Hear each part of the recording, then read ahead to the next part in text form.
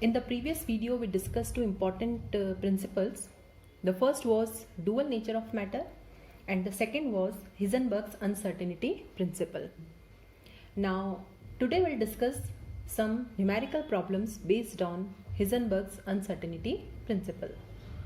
The first question is, an electron has a speed of 500 meter per second with the uncertainty of 0.02%. What is the uncertainty in its position? Okay, so what we'll do, first we'll write the formula for Heisenberg's uncertainty principle. The formula is this.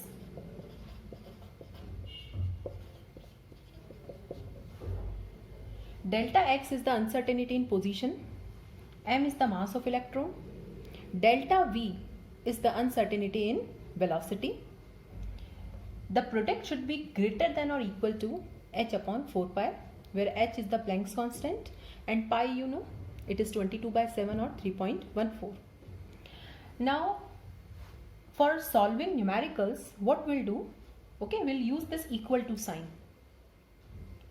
So, the speed of electron is given to us, that is 500 meter per second, and the uncertainty is 0.02%.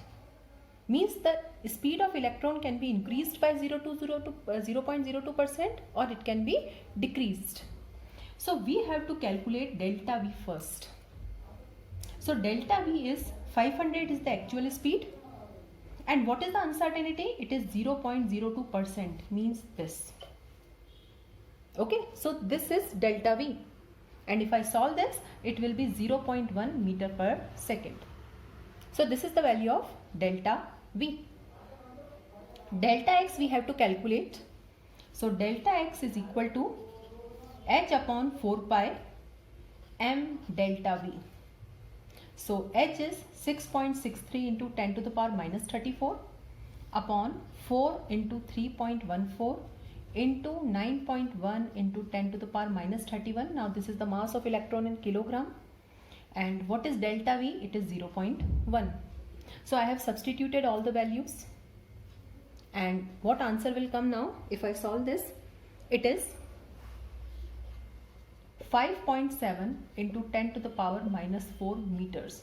So this will be the uncertainty in position of the electron. So this is how we have to solve the questions based on Heisenberg's formula. Now the next question. A golf ball has a mass of 40 gram and the speed of 45 meter per second. If the speed can be measured with the accuracy of 2%, calculate the uncertainty in position.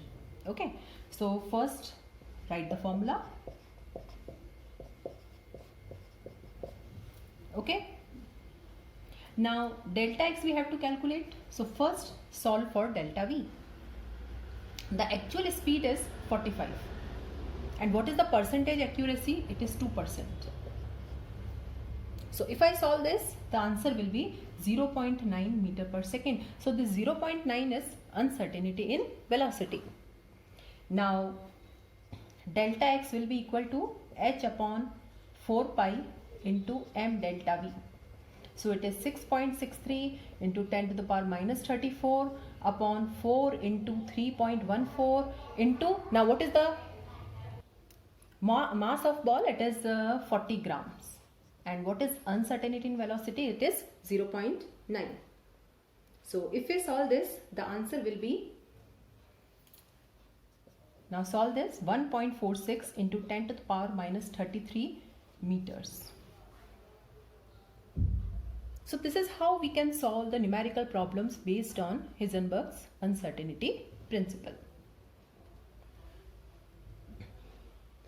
According to Bohr, that is the last model which we discussed, the electrons revolve around the nucleus in fixed circular path.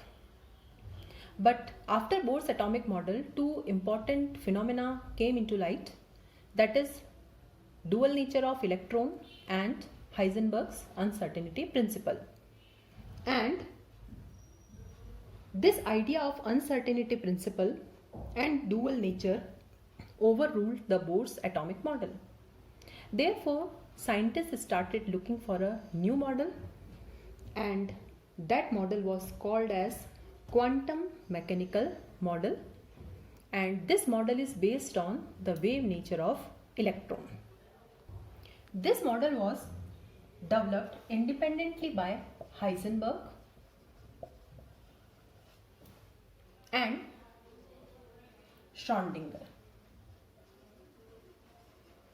Okay, so they developed this model, and this model is based upon both the principles, Heisenberg's uncertainty principle as well as the dual nature of matter. This model described the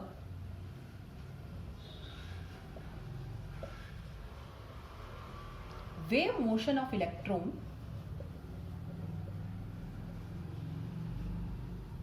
in three-dimensional space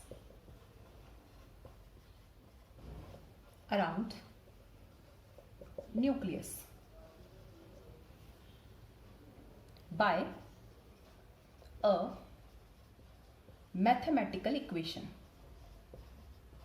Okay, and this mathematical equation is better known as Schrödinger wave equation. Now, what is Schrödinger wave equation? It is like this. Now, how it is pronounced? It is del. Okay, it is like this, D. Okay, so we pronounce it like del. Del square psi upon del x square plus del square psi upon del y square plus del square psi upon del z square plus 8 pi square m upon h square e minus v into psi is equal to 0. So our entire model is based upon this Schrödinger wave equation. Now, what are the various variables here that we have to discuss, and what will happen if we solve this equation? Okay, now here x, y, z are the space coordinates.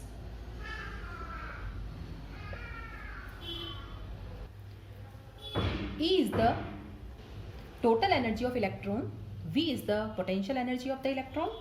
Okay, now m is the mass of electron, h is your Planck's constant.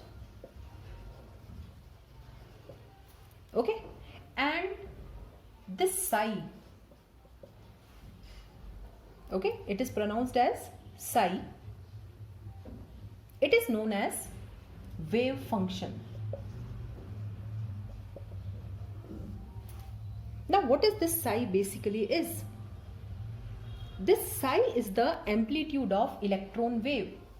Suppose your electron is revolving around the nucleus in a wave-like motion. So this amplitude of the electron wave will be known as psi. And this del square, okay, what is this del square? It is the second differentiation of psi with respect to x, second differentiation of psi with respect to y, and second differentiation of psi with respect to z. So basically this is a type of differential equation. Okay, and in this equation all the things we know, and if we solve this equation we will get the values of psi. This equation is known as Schrödinger wave equation. So if we solve this Schrödinger wave equation, we get the possible values of psi. And what is this psi? This psi is known as wave function, that is amplitude of electron wave. Now, when this Schrödinger equation is solved for hydrogen atom, okay, so when the Schrödinger wave equation is solved for hydrogen atom, what will happen? The solution gives possible values of energy levels, or you can say energy states, which an electron can occupy. Is this clear? So if we solve this Schrödinger equation for hydrogen atom, we'll get the possible energy states that an electron can occupy. The possible wave functions. Now why I am writing possible wave functions? Because if I change x, y and z, I will get a different value. Okay, so by changing the values of x, y and z, which are the space coordinates, we can get different values of psi by solving this Schrödinger equation. Okay, that's why we are using the word possible wave functions. Okay, the possible wave functions and the corresponding energy states are characterized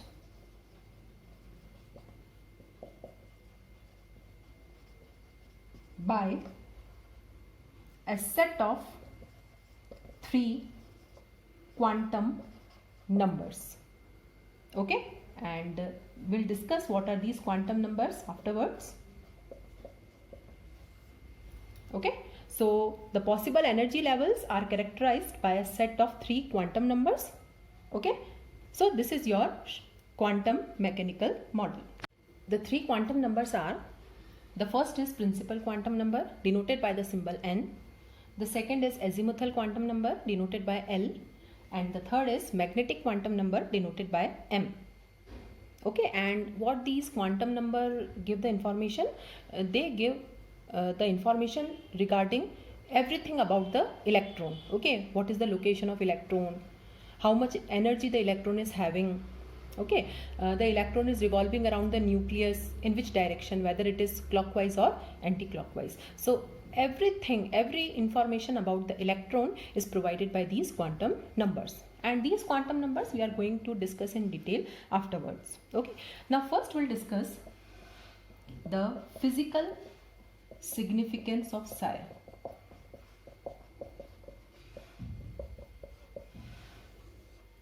Okay, means what is the importance of psi, why we are calculating the value of psi, and from psi what we can predict. Okay, according to wave mechanics, now this is a wave and this is the amplitude of wave. The intensity of any wave is directly proportional to the square of amplitude. Okay, this relation is already proved, that the intensity of any wave is directly proportional to the square of its amplitude.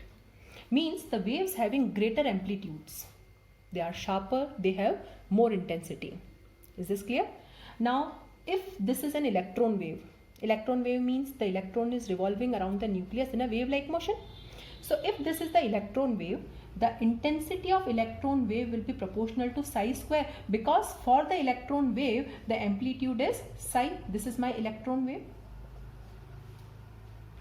So we can say that intensity of electron wave is proportional to the square of this psi. So now what is the meaning of intensity of electron wave? The intensity of electron wave means the probability of finding the moving electron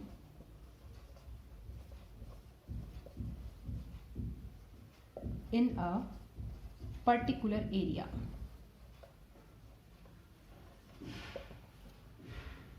Is this clear?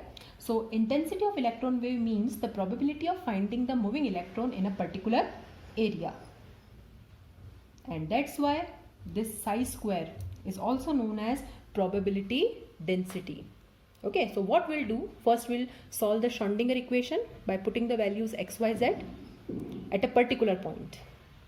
Then we'll calculate psi, we will calculate psi square, and afterwards we'll find out the probability of electron. So this psi square is also known as probability density.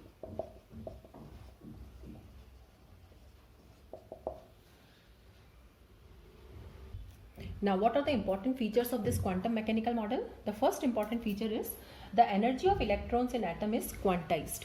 Okay, this is similar to your Bohr's atomic model, that electrons while revolving in a particular area, okay, they have fixed energy values. That is quantized, means they have fixed energies. The second is most important feature. This gives the most probable regions in the atom where the probability of electron is maximum. And these particular regions are known as orbitals. Now this is contradictory to Bohr's model, because what Bohr said, that electron revolve in fixed circular path. For example, if I take hydrogen atom, now I will say that hydrogen is having only one electron and that electron will be present in first orbit. Okay, I am telling this with 100% surety. But this model says that, now this model is based on Heisenberg's uncertainty principle, and according to that principle, the position of electron again and again changes, because when photon strikes the electron, its position will change. So this model says that we cannot say that electron is present at this place. Okay, we can tell only about the probability of electron, and the places where the probability of electron is maximum, that place is known as orbital. So this model gives the concept of a new term, that is orbitals. So what are orbitals? Orbitals are those regions around nucleus where the probability of finding electron is maximum. Since many wave functions are possible for an electron, there are many atomic orbitals in an atom. Okay, it means your atom is divided into several atomic orbitals, and electron can occupy any orbital, means it can change its place. There is no certainty about the position of electron. So these are the important features of quantum mechanical model. So now what is orbital? A region in space around nucleus where the probability of finding electron is maximum. Now maximum means the probability should be between 90 to 95%. It cannot be 100%. 100% means now no probability is there, it is surety. And this psi square, that is orbital only, it cannot be 0 also. Okay, 0 means electron can never be present. Okay, so if the probability is coming between 90 to 95%, it means that the electron will be found at this place. Now you can compare the two. This is Bohr's orbit, it is a circular path. Okay, it is two-dimensional, it is a circular, and this is orbital. Orbitals are spherical, okay, and these dots represent the electron density. Now few differences are there between orbit and orbital. What is orbit? It is a well-defined circular path around nucleus. What is orbital? It is the region in a space around nucleus where the probability of finding electron is maximum. Orbits are two-dimensional, orbitals are three-dimensional. All orbits are circular, okay. Only the your radius of circles will increase if you move away and away from the nucleus. Different orbitals have different shapes. These are non-directional because circle does not have any direction. Okay, orbitals are directional except one orbital is there, that is s orbital. Orbits can accommodate 2n square electrons. Okay, this we know. And an orbital can accommodate only 2 electrons. Okay, so these are few differences between orbit and orbital. So this was all basic information about the next, that is the quantum mechanical model, and this model is based upon your Heisenberg's uncertainty principle and dual nature of electron, that is electron behaves as a particle as well as a wave, and the entire information about the electron can be described with the help of 3 quantum numbers. So in the next video we are going to discuss what are quantum numbers, what are different types of orbitals, what are their shapes. Thank you.